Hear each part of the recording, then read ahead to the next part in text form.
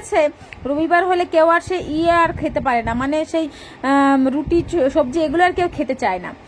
তাদের সেদিনকে একটু স্পেশালি দরকার হয়। যেমন হচ্ছে দুপুরবেলার খাওয়াটাও স্পেশাল হতে হবে, সকালের খাওয়াটাও স্পেশাল হতে হবে, প্লাস বিকালের রাত্রের খাওয়াটাও কিন্তু স্পেশালি হতে হবে।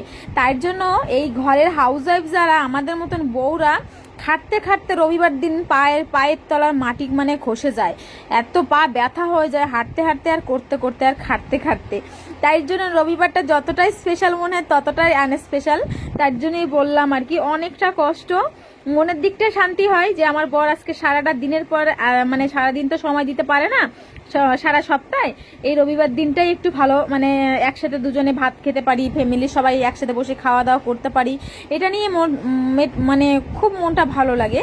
তাছাড়া হচ্ছে সারাদিন ওগুলো বাদ দিয়ে তুমি সারাদিন দেখো রবিবার দিনকার মানে ঘরের বেটা ছেলে ঘরের বউদের কি পরিমাণে অত্যাচার করে, একটা বার একটু ভেবে চিন্তায় বলো তো। আমার কথায় মতামত কে কে আছে অবশ্যই একটু কমেন্ট করে জানাবে।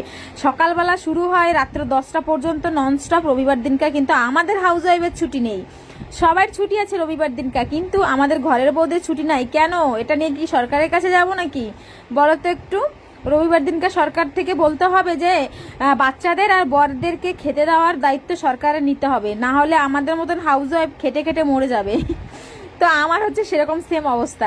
রবিবার দিনকে সকালবেলা এত বাসন মানে ধুয়েছি, সকালবেলা সরি বাসন বলতেছি, জামা কাপড় ধুচ্ছি, তো সেগুলো আর বলার মতো নাই, মাথা খারাপ হয়ে যাচ্ছে এই বর্ষা কাদার মধ্যে যদি এত জামা কাপড় ধুতে হয়।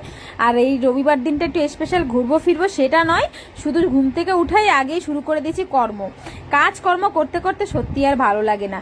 মানে আমি এইবার থেকে চাইবো যে রবিবারের দিন আর নাই আসুক। তো এত কষ্ট হয়েছে আজকে সকাল থেকে কি বলবো, একেই আমার পায়ের সমস্যা, দ্বিতীয় হচ্ছে জল ছেঁদলে আরো বেশি সমস্যা হয়, তার জন্য হচ্ছে আমার খুবই কষ্ট হয়ে গেছে রবিবার দিনটা আমার এত